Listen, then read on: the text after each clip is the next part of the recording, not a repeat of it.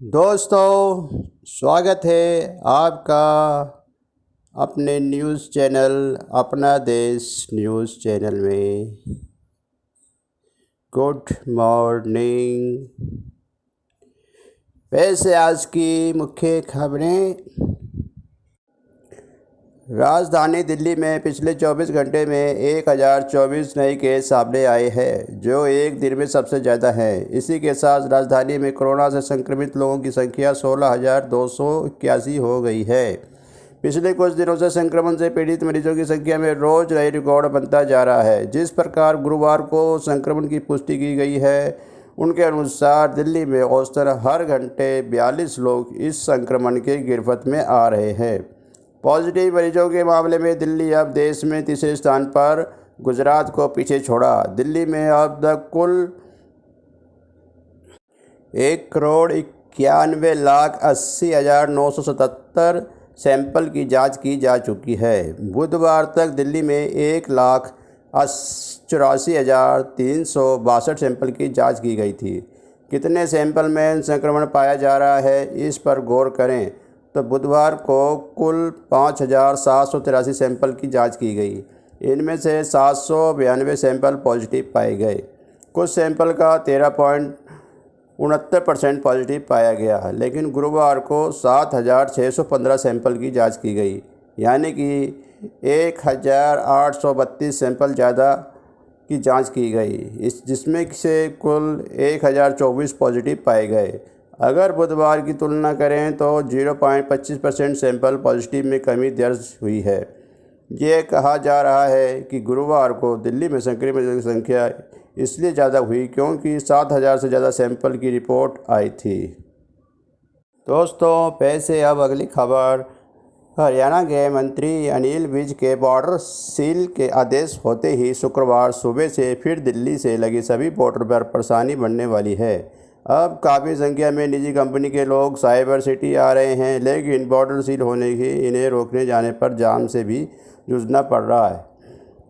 Lockdown 4 के दौरान सरकार ने सभी जिला प्रशासन की ओर से काफ़ी छूट दी गई है। काफ़ी संख्या में कंपनी को भी कुछ स्टाफ के साथ शुरू करने की परमिशन दी गई, जिसके बाद से सरेहाल बॉर्डर, पालम बिहार, द्वारका एक्सप्रेसवे, आया नगर बॉर्डर ने निजी कंपनियों के कर्मचारी शहर में ही आने को, शहर से भी दिल्ली व नोएडा की भी संख्या में लोग जाने लगे। लेकिन पिछले 3-4 दिन से शहर में तेज़ी से बढ़ने कोरोना मरीजों की संख्या को देखते हुए बॉर्डर सील करने के आदेश गृह मंत्री अनिल विज ने गुरुवार को शाम को किए। अब सिर्फ ज़रूरी सेवाएं वाले लोगों को ही दिल्ली आने जाने दिया जाएगा। शुक्रवार सुबह अचानक से बॉर्डर सील होने पर सुबह दिल्ली आने जाने वाले लोगों को खासी परेशानी होने लगी। वाहनों को रोकने पर भी इन बॉर्डर पर लगे जाम भी हालत पैदा करने लगे। इसलिए गुड़गांव पुलिस ने भी तैयारी शुरू कर दी है। सुबह ही सभी पॉइंट पर पुलिस बल तैनात किया जाएगा। ट्रैफिक पुलिस को भी इस संबंध में हिदायत दी जा रही है ताकि वे हालात काबू कर सके। पुलिस प्रवक्ता सुभाष बोकन ने बताया कि नियमों का पालन करने के लिए पर्याप्त पुलिस बल तैनात किया गया है। ज़रूरत के अनुसार आगे भी स्टाफ की तैनाती की जाएगी। दोस्तों, पेश है अगली खबर। जम्मू कश्मीर से सुरक्षा बलों ने एक कार में आईईडी का पता लगाकर पुलवामा जैसे हमले की प्लानिंग नाकाम कर दी। जैश के आतंकियों के निशाने पर सुरक्षा बलों ने 20 गाड़ियां थी, जिसमें 400 जवान होते। सुरक्षा बलों के मुताबिक एक सफ़ेद कार को रोका गया, वे ड्राइवर फरार हो गया। सुरक्षा बलों ने कार पर गोलियां चलाई, जिसके बाद कार कुछ दूरी पर मिली। कार से 40 किलो आईईडी बरामद किया गया। पुलिस के हमले में तीनों आतंकियों को शामिल होने का दावा किया है। जांच एनआईए के सौंपी गई। 2019 में पुलवामा में से सीआरएफ के काफिलों पर हमले में भी कार का इस्तेमाल किया गया था। दोस्तों, पेश है अब अगली खबर। उत्तर भारत में टिड्डियों के बढ़ते खतरे को देखते हुए दिल्ली सरकार भी पूरी तरह से अलर्ट हो गई है। सरकार ने सभी एहतियाती कदम उठाते हुए कह दिया है कि दिल्ली के विकास मंत्री गोपाल राय ने कहा है कि टिड्डियों के खतरे को देखते हुए कृषि विभाग की ओर से दिल्ली के लोगों को, किसानों को जागरूक करने के लिए कार्यक्रम चलाए जाएंगे। साथ ही दिल्ली सरकार ने कीटनाशक दवाइयों के छिड़काव और उनकी मात्रा को लेकर एडवाइजरी जारी की है। छिड़काव कब किया जाए और कितनी मात्रा में, इसको लेकर संबंधित विभाग के लिए आदेश जारी कर दिया गया है। सभी राजस्व कमिश्नर, जिलाधिकारी, तीनों एमसीडी और एनडीएमसी के एडवाइजरी जारी कर अलर्ट पर रहने के लिए निर्देश दिए हैं। अब वन विभाग अपने सभी पौधों को ढकने का काम करेगा। वन विभाग के प्रिंसिपल चीफ कन्वेंजर ईश्वर सिंह ने बताया कि सभी पेड़ों को ढकना संभव नहीं है, इसलिए हम नर्सरी में उपलब्ध सभी पेड़ों को कवर करने जा रहे हैं। इस समय दिल्ली में 14 सरकारी नर्सरी हैं और 14 लाख के करीब पौधे हैं। दोस्तों, पेश है अब अगली खबर। कोरोना मृतकों को शव को जलाने से मना करने पर साउथ एमसीडी वेस्ट जोन अफसरों ने पंजाबी बाग शमशान भूमि सुधार समिति को टर्मिनेशन नोटिस जारी किया है। 1 महीने का टर्मिनेशन नोटिस जारी किया गया है। इसके बाद भी प्रबंधक कोरोना मृतकों को शव जलाने को तैयार नहीं होते हैं तो उनका कंटेंट ट्रीटमेंट कर दिया जाएगा। दिल्ली के बाकी शमशान घाट प्रबंधकों को भी इसी आधार पर चेतावनी दी गई है कि वे कोरोना मृतकों की शव को जलाएं। दोस्तों, पेश है अगली खबर।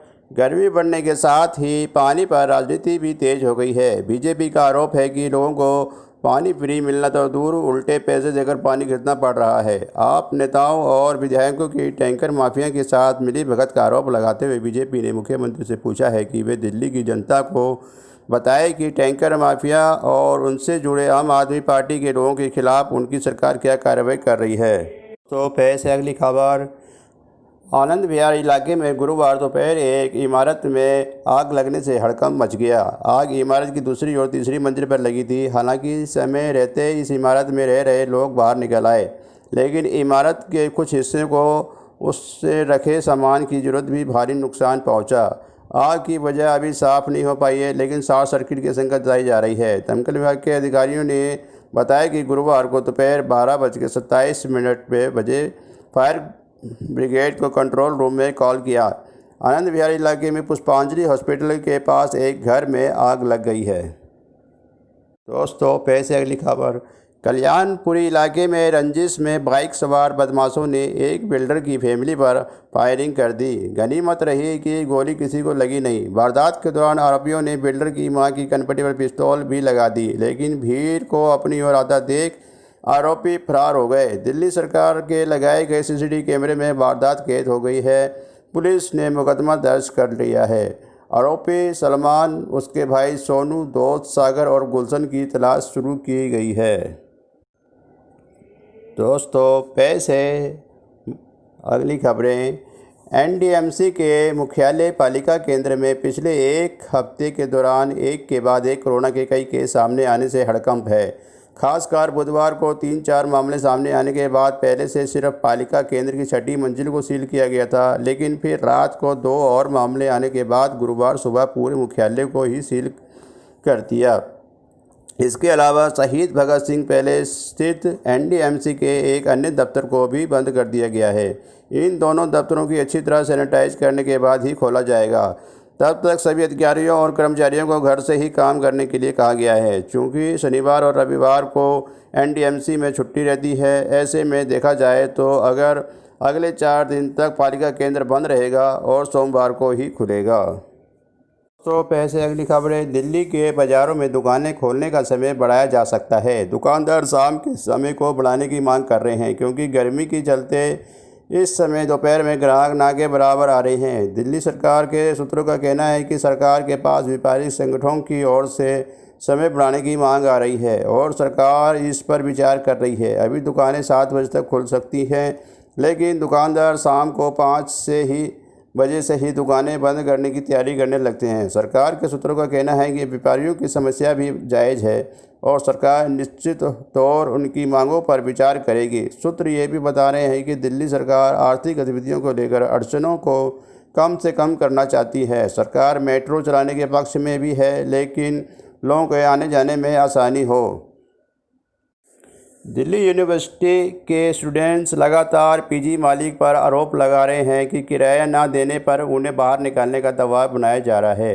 दिल्ली यूनिवर्सिटी स्टूडेंट्स यूनियन का कहना है कि स्टूडेंट्स को बहुत मुश्किल का सामना करना पड़ रहा है। एक पीजी की शिकायत डूसू के पास आई, जहां बड़ी तादाद में स्टूडेंट्स रहते हैं। डूसू की जॉइंट सेक्रेटरी शिवानी खरवाल ने लेटर लिखकर पीजी ऑनर से गुजारिश की है कि स्टूडेंट्स से अप्रैल मई का आधा किराया लिया जाए।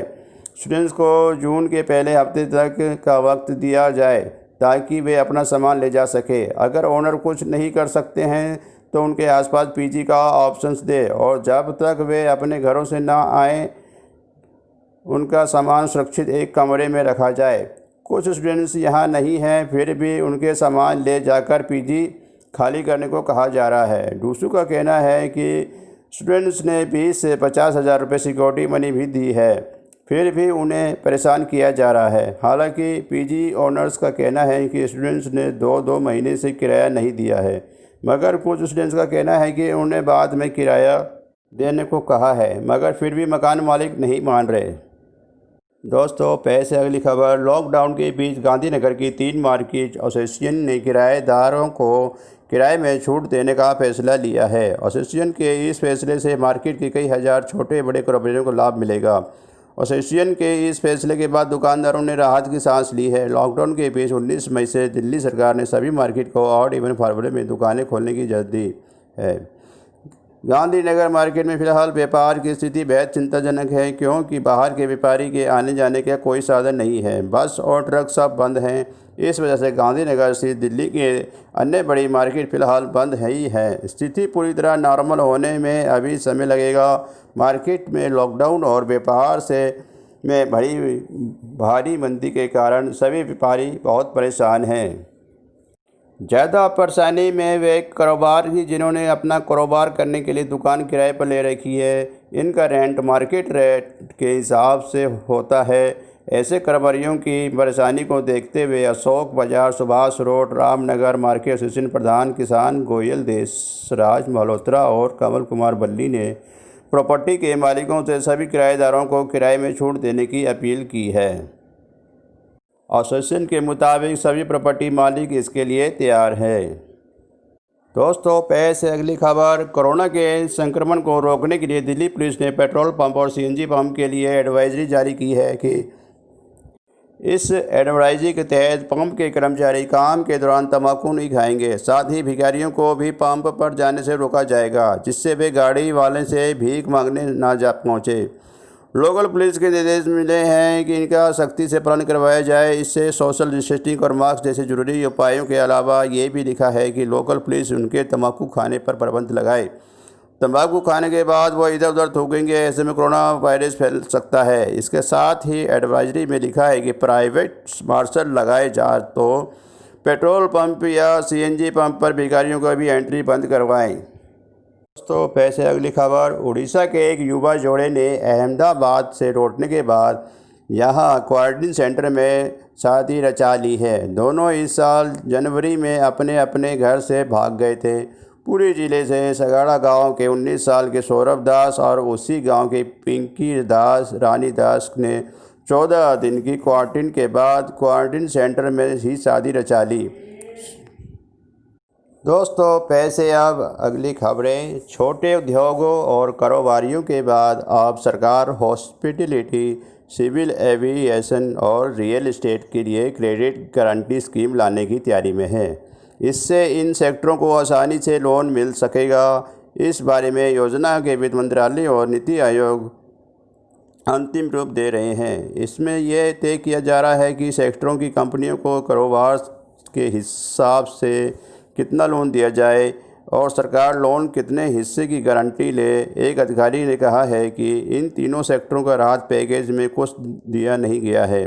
उन्होंने कहा है कि तीनों सेक्टरों के प्रतिनिधियों ने सरकार से वित्तीय सहायता की मांग की थी। उन्होंने बताया कि ड्राफ्ट तैयार होने के बाद पीएमओ ने मंजूरी मिलने पर इसकी घोषणा की जाएगी। रियल एस्टेट सेक्टर के संगठन national real estate development council की परवीन जैन ने कहा है कि हम तो सरकार से काफ़ी समय से मांग रहे हैं कि राहत के कुछ नाम पर कुछ तो दिया जाए। उन्होंने कहा कि ये देखना होगा कि क्रेडिट गारंटी स्कीम में कितनी शर्तें होंगी।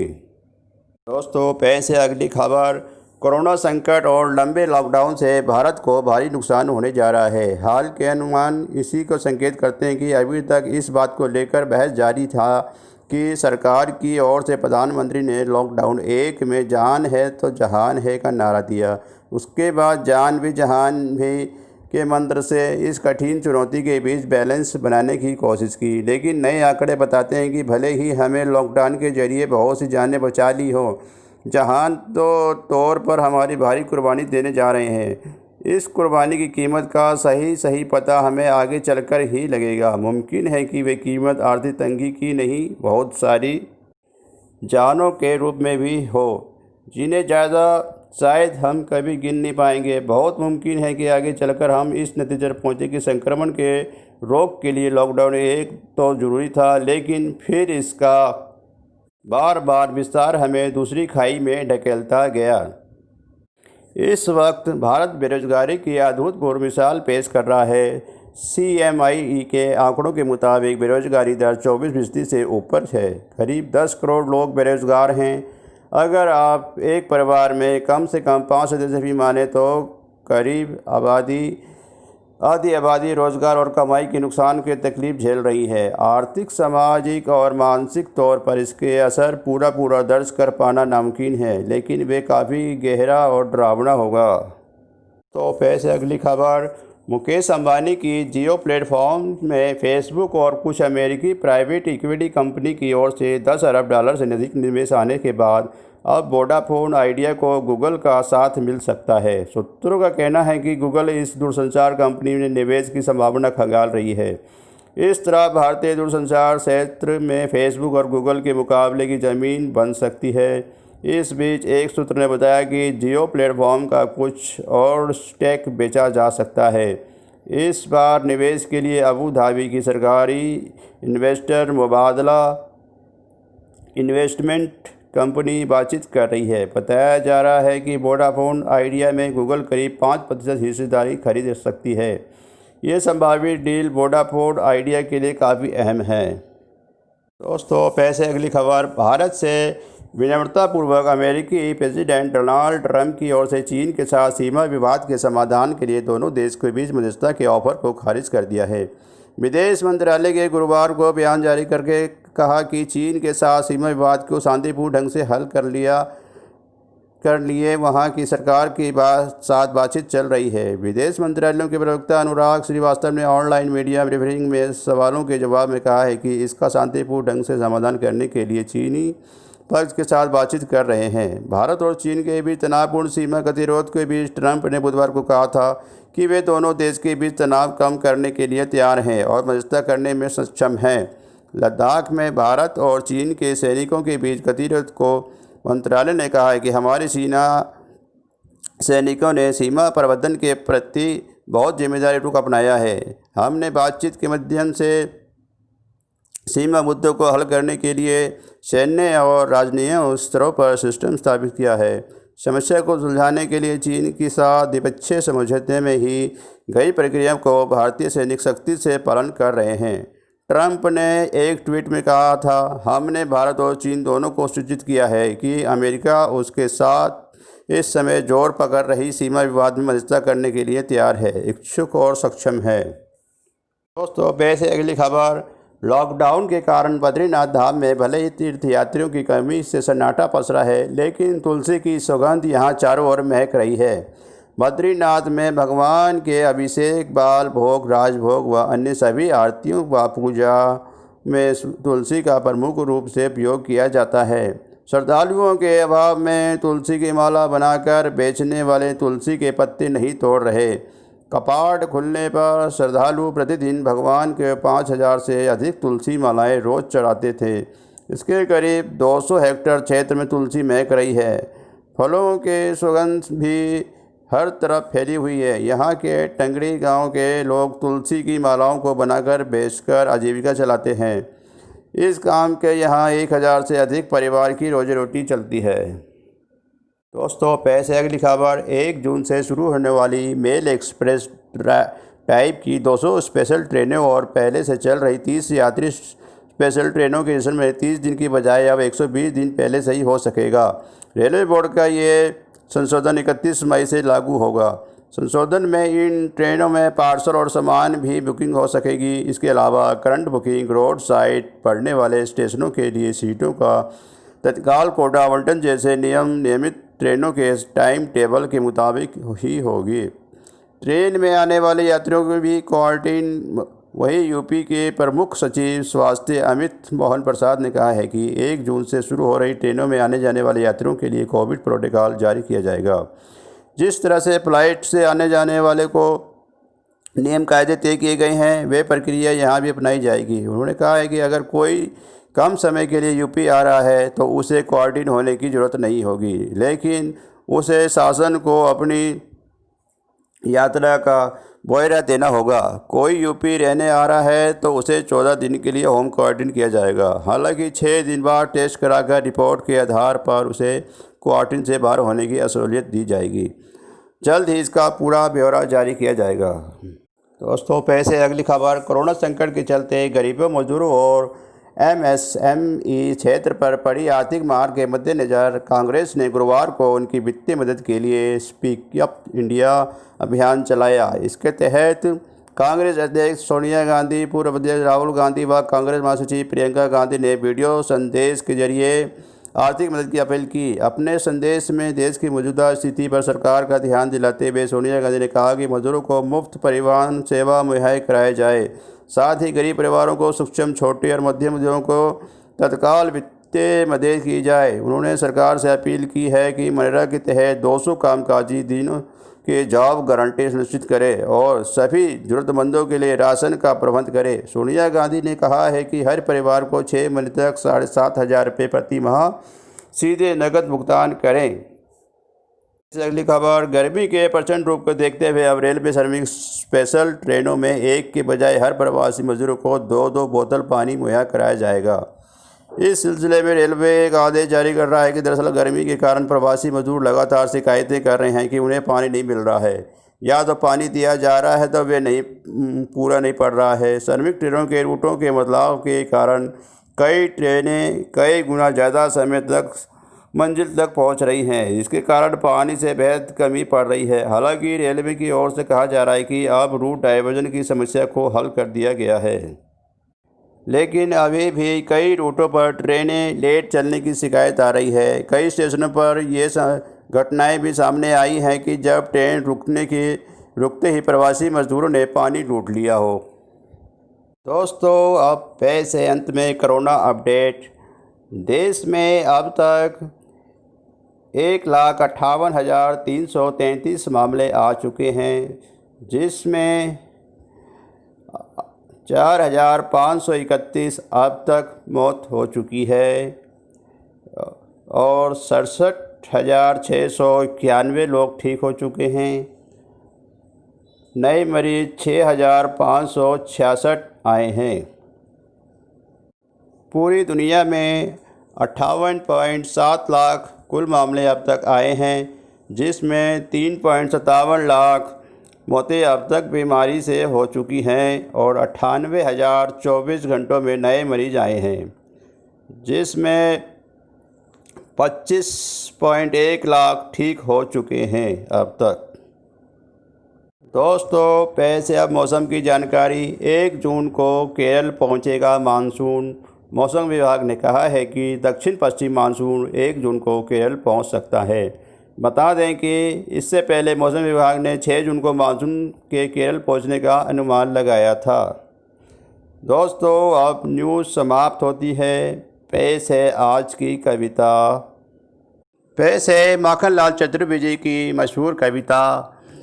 चाह नहीं मैं सुरबाला के कहनों में गूथा जाऊं, चाह नहीं प्रेमी माला में बिंद बयारी को ललचाऊं, चाह नहीं सम्राटों के सब पर है हरी डाला जाऊं, चाह नहीं देवों के सिर पर चढ़ूं भाग्य पर इठलाऊं, मुझे तोड़ लेना बनमाली उस पथ पर तेना तुम फेंक, मातृभूमि पर शीश चढ़ाने जिस पर जाए वीर अनेक। दोस्तों, ये कविता आप लोगों ने बचपन में बहुत पढ़ी होगी, बहुत सुनी होगी। अब हमारा न्यूज़ चैनल समाप्त होता है। जय हिंद, जय भारत।